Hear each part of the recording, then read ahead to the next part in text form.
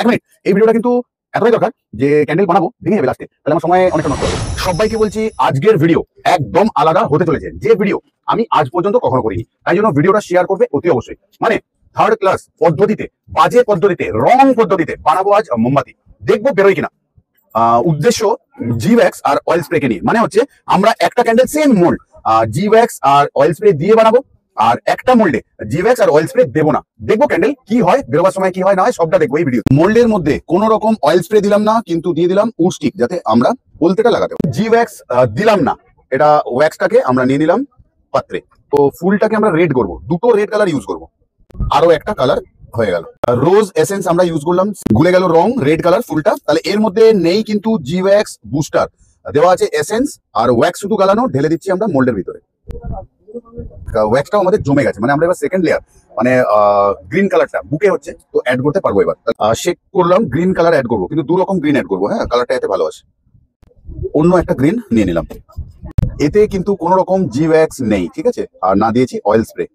Same process এবার বানাবো এটা, কিন্তু এবারে অ্যাড করব জি ওয়্যাক্স অবশ্যই, ঠিক এইটুকু পরিমাণ মতো। বুস্টার অ্যাড করব ঠিক এইটুকু।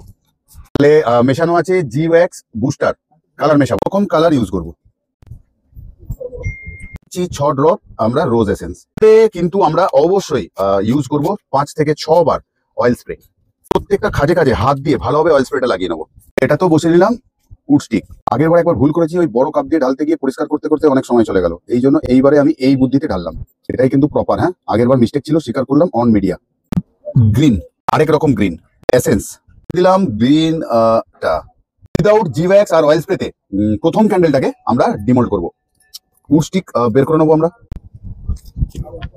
বুঝতে পারলে একইভাবে কিন্তু ওইটা দেখো বেরোলো, সবটাই বেরোলো, কিন্তু দেখো কিছুটা পোর্শন ভাঙলো। দেখো একইভাবে কিন্তু বের করছি, আবার আলাদাটা। ক্যামেরা চলতে থাকুক। এটাকে এই খুলে দিলাম। এটা জি ওয়্যাক্স আর অয়েল স্প্রে আমাদের দেওয়া আছে, এখনো চকচক করছে অয়েল স্প্রের জন্য।